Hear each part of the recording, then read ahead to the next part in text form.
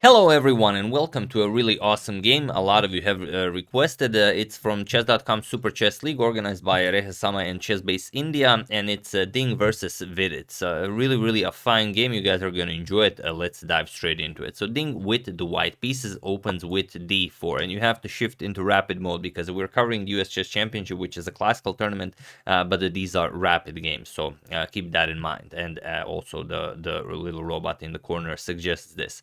And also, if you're wondering about the title of the video, in the previous video I used a bit of a violent title, and it seems that the YouTube algorithm did not enjoy it.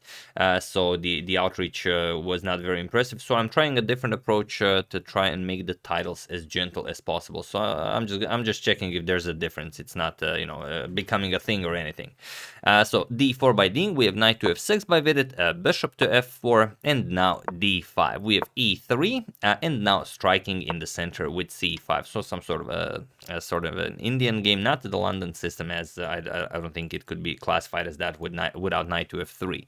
So d captures on c5, queen to a5 check. We're gonna go after our pawn here, knight to c3 blocking, and now queen captures on c5. So we win back our pawn, and knight to b5. This has been played many times, going after knight to c7 check. We have to prevent this. The only good way to do it is knight to a6. We guarded the c7 square this way, and c3 now, grabbing more space in the center. Here we can develop the queen to b3 to a4, but we are probably gonna play a4 to add another defender to the knight, as bishop to d7 is played, and now a4 defending this knight. We have e6 preparing to develop the bishop here, and knight to f3. We have bishop to e7, and now there is a game from 2010 between Pia Kramling and Eleanor Frisk where bishop to e5 was played, but here we have bishop to e2 by Ding, and it is now, as of move 10, that we have a completely new game. So let's see how Vidit continues. We have castles by black, castles by white, and now queen back to b6.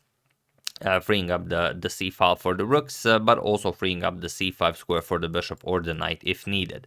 So queen to d4, offering a queen trade, and Vidit avoids the queen trade with bishop to c5. Ding goes back, queen to d3, and now rook f to c8. We have b4 saying, okay, this bishop will not last here for a very long time. Bishop to e7, and now rook f to c1. And if anything, white is definitely controlling more space here, so black needs to figure out how to unwind. We have queen back to d8, connecting the rooks. Not connecting the rooks, but getting the queen out of the way so we can advance. And the a7 pawn is a bit weak because white can't attack it, so it's very interesting how black will take care of this. This is exactly what the Ding goes for. He plays queen to d4, puts pressure on the a7 pawn, and now how do you defend? An interesting way would be knight to e4, kind of saying, okay, if you go for this pawn, then maybe your c3 pawn becomes a little bit weak, but also just a very nice square for the knight. But here, Vidit just goes back and defends. We have queen to b6, and now bishop to e5. Here, Ding wants if bishop captures, queen captures, bishop captures, so the bishop and knight are still attacking the a7 pawn. We have bishop back to e8, asking Ding what is your plan here. Ding plays h3, we have h6, and now Ding says, all right, we're going to trade the queens now. Maybe a bishop to d3 is a slight improvement, and then trading your queens, but who's to say that? So bishop, queen captures on b6, we have a captures on b6, and now bishop to d4, going after the doubled b pawn, and now knight to d7, defending that b6 pawn. We have bishop to d3, and now f6. You can't really play on the queen side. The center for the moment is well defended. The bishop and knight are controlling this, so f6 definitely makes sense. We want to start pushing our pawns here in the center.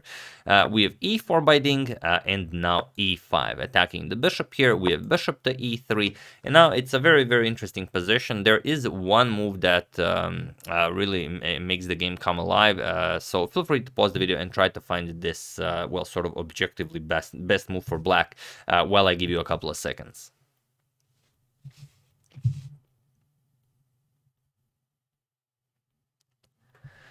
So for those of you who were able to do it, congratulations on spotting this beautiful pawn advancement. And for those of you who just want to enjoy the show, it's pawn to f5. That's the good stuff, because now you're asking white, what do you play here? I'm just gonna capture, and there's nothing you can do about it. If you capture on f5, we just advance the e4 pawn, and we attack the bishop and the knight here. Doing nothing also isn't all that impressive. If you move one of the pieces so it doesn't, just get taken, then we can simply capture, and then we have this beautiful pawn mass in the center. We want a pawn. Life is really good for black here. So instead, Ding boldly accepts the challenge. He plays e, captures on d5. He offers a piece for 2 pawns, and he has a beautiful pass to d pawn.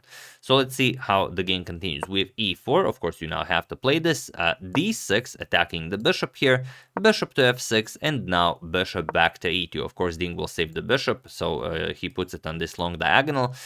We have e captures on f3, grabbing the piece now. Bishop captures, and now rook a to b8, defending the b7 pawn. And now, again, it's a very, very complicated position. A lot can be said about this position. Black is up a pawn. White is definitely, controlling more space. He's up 2 pawns. With a move like bishop to d4, it's still anyone's game. For example, if we trade here, knight captures, there's no easy way for black to activate the rooks, and well, this knight just has no way of entering the game. It's it's very, very complicated. Too complicated for a rapid game, one might say. So instead of this, Ding goes for a5. This will activate his rook, but it also gives black some very interesting counter chances. So here Vidit played b captures on a5, rook captures on a5, and now knight to e5, going after the bishop here. So bishop d5 check, and of course bishop to f7. We want to trade down our bishops. Our bishop on e8 wasn't really doing all that much, and white's bishop is a monster here. So bishop captures with check, king captures, and even d7. Ding pulls out another one from his bag of tricks. Now, of course, if the pawn is captured, we can simply play this check and pick up the rook on c8. Vidit, of course, does not allow this. He plays a rook to d8, now attacks the pawn twice, and now what can Ding play here? Well, he goes for the check, knight d6 check, king to e6, and now he captures another pawn, eliminating the defender of the knight here.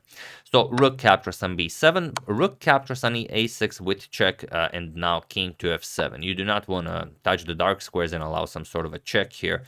Could get very ugly. So here c4, Ding has to give up the pawn, and he has to try and do something. He does have 3 passed pawns here, but it's very hard to push them, protectedly. So rook captures on b4, and now c5, hoping for that c6 push, but of course Vidit will not allow this. He will capture the d7 pawn. We have c6, rook to c7, and now rook to a7, trying to get rid of this rook, but luckily black can defend it. We have bishop to d8, and now rook c to a1, hoping to get a trade here and then bring the other rook over to a7, but king to e6. Of course, the king will not remain on the 7th rank. We have rook to a8 going after the bishop, but now even knight captures on c6. And now 3 pawns each on the king side, but Vidit is just up a full piece, so that's obviously winning for black, but it's a rapid game. You still have to play very precisely. So rook to c1 by Ding, bishop to f6, and now rook to a6, attacking the knight twice. So king to d7, now rook to d1 check, king to e8, and rook to c1, again going for that knight, hoping for maybe a nice repetition here. King d7, rook d1 check, but we have knight to b8, and this is a beautiful way to just minimize any tension in the position. Now a rook trade will happen definitely. So rook to e6 with check, king to d7, and now rook captures on c7 with check. We have king captures on e6, but it doesn't really matter even if you capture on c7. Vidit just played king captures on e6, and he was in this position on move 47 that Liren resigned to the game, as there is nothing more to be done here. The position is just completely winning for black. Look at this, 3 pawns each on the king side, 1 rook each, 1 bishop each, but there's also the knight for Vidit, and of course it makes no sense playing such a game where your opponent is just up a piece without any sort of compensation. So really an interesting game, and really one that,